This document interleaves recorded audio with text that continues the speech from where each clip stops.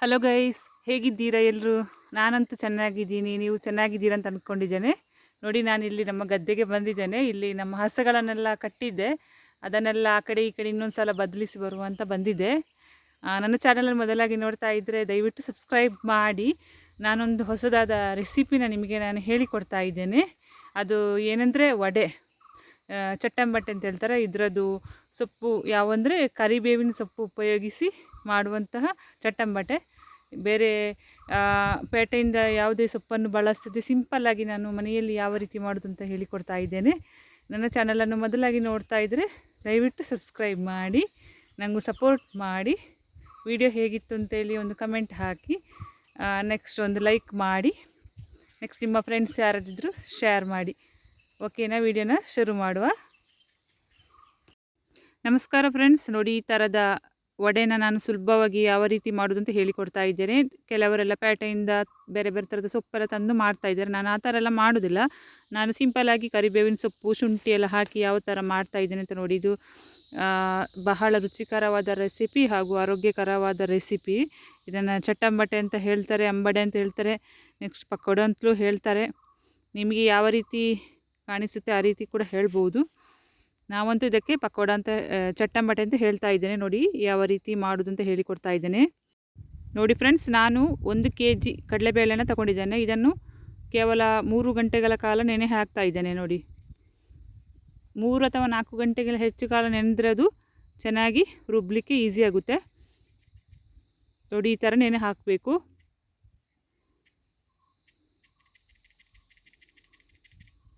ನೋಡಿ, ಚೆನ್ನಾಗಿ ನೆನೆದು ಬಂದಿದೆ. ಇದು ನಾನು ಹಾಕಿದ್ದೆ, ಒಂದು 4 ಗಂಟೆಗಳ ಕಾಲ ನೆನೆ ಹಾಕಿದ್ದೆ. ನೆಕ್ಸ್ಟ್ ಇದನ್ನು ಚೆನ್ನಾಗಿ ಸೋಸ್ಕೊಳ್ಬೇಕು. ನೀರು ಬೇರೆ, ಕಡಲೆಬೇಳೆ ಬೇರೆ ಮಾಡ್ಕೊಳ್ಬೇಕು. ಚೆನ್ನಾಗಿ ಇದರಲ್ಲಿದ್ದ ನೀರಿನ ಅಂಶ ಎಲ್ಲ ಹೋಗಬೇಕು. ನೋಡಿ, ಈ ಥರ ನೆನೆ ಹಾಕಿ ಇದರ ನೀರನ್ನ ಚೆನ್ನಾಗಿ ಸೋಸ್ಕೊಳ್ಬೇಕು. ಈ ಥರ ಆಗಬೇಕು ನೋಡಿ. ನೆಕ್ಸ್ಟ್ ಸ್ಟೆಪ್ಪು, ನಾವು ಇದನ್ನು ಮಿಕ್ಸಿ ಜಾರಿನಲ್ಲಿ ಚೆನ್ನಾಗಿ ರುಬ್ಕೊಳ್ಬೇಕು. ನೋಡಿ ಫ್ರೆಂಡ್ಸ್, ಸ್ವಲ್ಪ ಸ್ವಲ್ಪನೇ ಹಾಕಿ ರುಬ್ಕೊಳ್ಬೇಕು, ನೀರು ಹಾಕಲೇಬಾರ್ದು. ನೋಡಿ, ನಾನು ನೆಕ್ಸ್ಟ್ ಜೀರಿಗೆ, ಬೆಳ್ಳುಳ್ಳಿ, ಶುಂಠಿ, ನೆಕ್ಸ್ಟ್ ಒಂದು 20 ಗಾಂಧಾರಿ ಮೆಣಸು ಹಾಕಿದರೆ ತುಂಬ ಪರಿಮಳ ಬರುತ್ತೆ. ಶುಂಠಿನೂ ಗ್ಯಾಸ್ಟ್ರಿಕ್ಕಿಗೆ ಒಳ್ಳೆಯದು.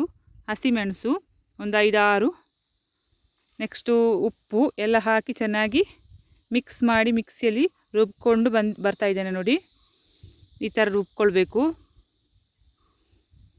ನೆಕ್ಸ್ಟ್ ಕರಿಬೇವಿನ ಸೊಪ್ಪು.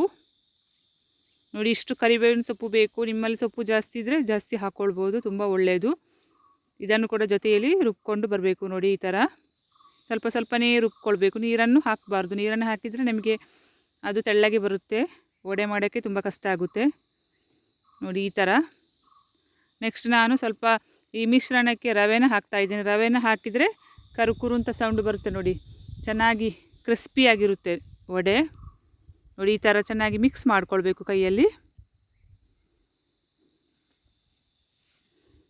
ಈ ಥರ ಚೆನ್ನಾಗಿ 1-2 ನಿಮಿಷಗಳ ಕಾಲ ಮಿಕ್ಸ್ ಮಾಡಬೇಕು.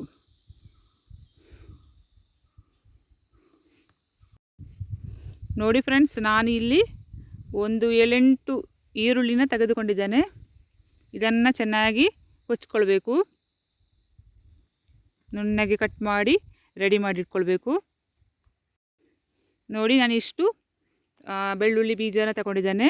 ಇದನ್ನು ಚೆನ್ನಾಗಿ ಕಲ್ಲಿನಲ್ಲಿ ಜಜ್ಜಿ ಹಾಕ್ಬೋದು, ಇಲ್ಲದಿದ್ದರೆ ಮಿಕ್ಸಿಯಲ್ಲಿ ರುಬ್ಬುವಾಗ ಕೂಡ ಜೊತೆಯಲ್ಲಿ ಹಾಕ್ಬೋದು. ಆಗ ಇದು ಈ ಥರ ಕಲ್ಲಿನಲ್ಲಿ ಜಜ್ಜಿ ಹಾಕಿದರೆ ತುಂಬ ರುಚಿಯಾಗಿರುತ್ತೆ. ನೋಡಿ, ನೆಕ್ಸ್ಟ್ ನಾನು ಇದನ್ನು ಮಿಕ್ಸ್ ಮಾಡ್ತಾ ಇದ್ದೇನೆ. ನೋಡಿ, ಈ ಥರ ಮಿಕ್ಸ್ ಮಾಡಿ ರೆಡಿಯಾಗಿದೆ.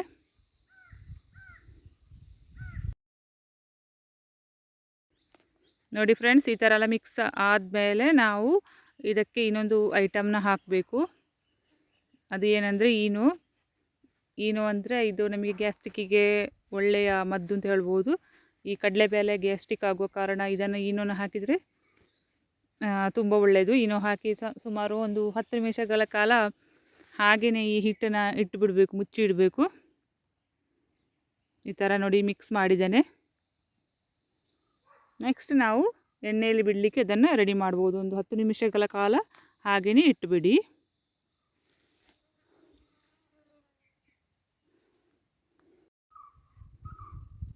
ನೆಕ್ಸ್ಟ್ ನಾನು ಬಾಣಲಿಯಲ್ಲಿ ಎಣ್ಣೆನ ಇಟ್ಟಿದ್ದೇನೆ. ಇದಕ್ಕೆ ನಾವು ಸಣ್ಣ ಸಣ್ಣ ಉಂಡೆ ಮಾಡಿ ತಟ್ಟಿಕೊಂಡು ವಡೆ ಮಿಶ್ರಣವನ್ನು ಇದಕ್ಕೆ ಹಾಕ್ತಾ ಇದ್ದೇನೆ ನೋಡಿ.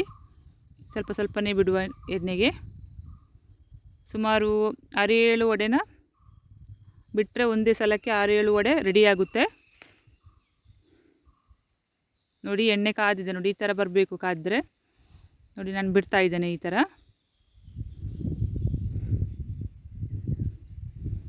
ನೋಡಿ. ಸುಮಾರು ಬಿಟ್ಟಿದ್ದೇನೆ ಈ ಥರ. ಚೆನ್ನಾಗಿ ಕಾಯಲಿಕ್ಕೆ ಬಿಡಬೇಕು ನೋಡಿ. ಒಂದು ಸೈಡು ಕಾದ ಮೇಲೆ ಇನ್ನೊಂದು ಸೈಡನ್ನ ತಿರುಗಿಸ್ಬೇಕು ಈ ಥರ. ಕೆಂಪು ಬಣ್ಣ ಬರಬೇಕು, ಅಲ್ಲಿ ತನಕ ಹೀಗೇನೆ ಕಾಯಲಿಕ್ಕೆ ಬಿಡಬೇಕು. ಇಳಿದರ ಒಳಗಡೆ ಹಿಟ್ಟು ಹಾಗೆಯೇ ಇರ್ತದೆ ನೋಡಿ. ವಡೆ ರೆಡಿ ಆಗ್ತಾ ಬಂದಿದೆ ನೋಡಿ. ಸೂಪರ್ ಆದ ವಡೆ ರೆಡಿಯಾಗಿದೆ ನೋಡಿ. ಬಹಳ ರುಚಿಕರವಾದ ಆರೋಗ್ಯಕರವಾದ ವಡೆ. ಕರಿಬೇವಿನ ಸೊಪ್ಪು, ಶುಂಠಿ ಎಲ್ಲ ಬಳಸಿ, ನೆಕ್ಸ್ಟ್ ಕಡಲೆಬೇಳೆ ಬಳಸಿ ಮಾಡಿದ್ದು. ಆರೋಗ್ಯಕ್ಕೆ ತುಂಬ ಒಳ್ಳೆಯದು ನೋಡಿ. ವಡೆ ರೆಡಿ ಆಯಿತು ನೋಡಿ. ಬಾಯಲ್ಲಿ ನೀರು ಬರುತ್ತೆ. ತುಂಬ ರುಚಿಕರವಾದ ವಡೆ.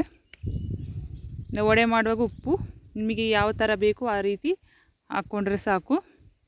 ಜಾಸ್ತಿ ಉಪ್ಪು ಹಾಕಲಿಕ್ಕೆ ಹೋಗಬೇಡಿ ನೋಡಿ. ಚೆನ್ನಾಗಿರುತ್ತೆ ನೋಡಿ.